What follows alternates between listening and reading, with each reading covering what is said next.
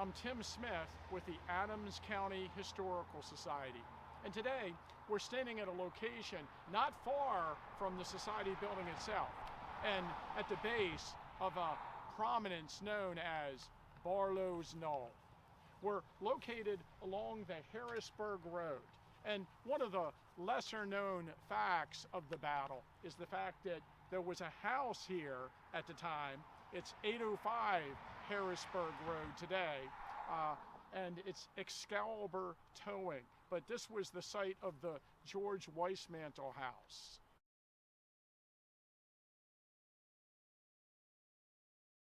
And according to the 1850 census, George was 32, his wife Catherine was 31, and he was a tanner.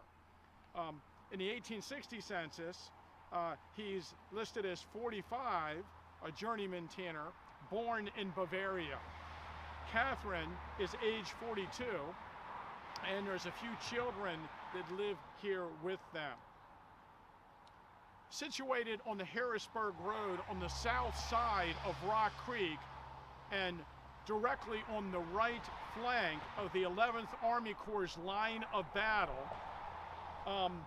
this was the scene of heavy fighting on July 1st, 1863.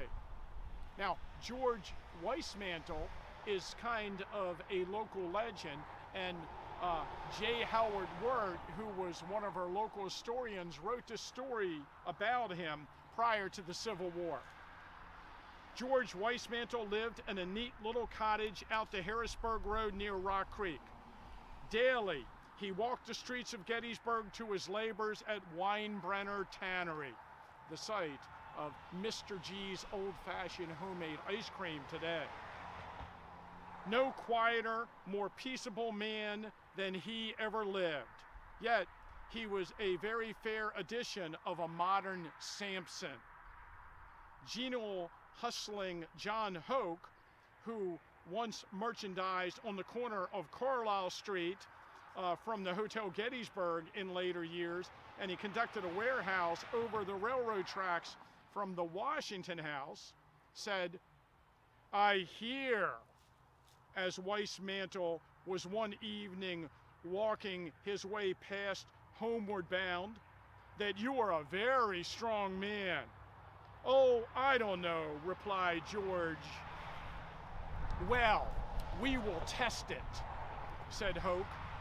"Here's a barrel of superfine flour on the platform. It's yours if you shoulder it and carry it home without putting it down once." Weismantle said him never a word. He simply got alongside the platform, shouldered the barrel of superfine, and started on a steady jog step for his home, 3/4 of a mile away. Men followed him, and a report to Hoke was that he sallied out the Harrisburg way as easily if he bore no heavier weight than a clear conscience and a sunny smile. He paused not a moment as with one hand he unlatched his wicker gate and deposited the barrel of flour on his porch, and then went quietly to his waiting supper. So he was quite impressive as a local strongman.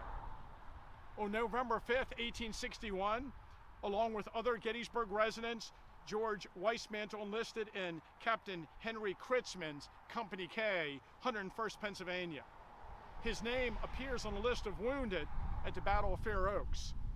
In November 1862, Weismantle entered the service as a substitute in place of Jeremiah Shriver as a member of the 165th Pennsylvania Drafted Militia.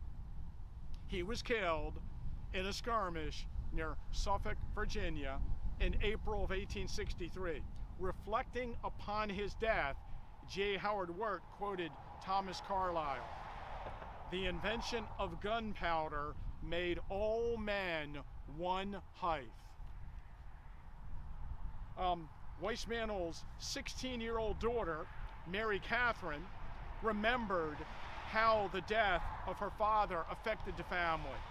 She was employed as domestic help at the McCullen Hotel in the center of the square. And with the aid of 2 neighbor boys, her mother managed to make ends meet at their small farm. That is, until the summer when the armies of the North and South drew together around the town of Gettysburg. As the fighting grew more terrific, they were told to go to the cellar and stay there until permission to come up. Most of the day they hid there, cannons bombarding on all sides, when they were told they might safely come out, and found a terrible sight. All the windows of the house were broken and the yard was strewn with dead and dying.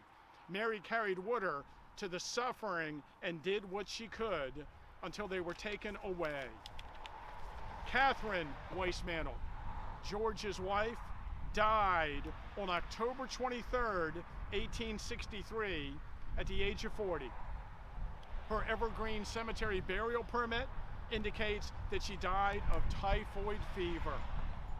A 1930 interview with Catherine's daughter Mary stated, "During the days of severe firing, the family was cut off from the well, which was some distance from the house. The impure water that they were forced to drink and the unsanitary conditions around them caused a typhoid epidemic, and Mrs. Weismantle, already weakened by grief and worry, contracted the disease and died." Mary and her brother were sent to Iowa to live with their aunt. And by the time of the Warren map, someone else lived in this house. So the identity of the Weismantle family and their story is rarely discussed on battlefield tours. If you like this video, remember to subscribe to our site.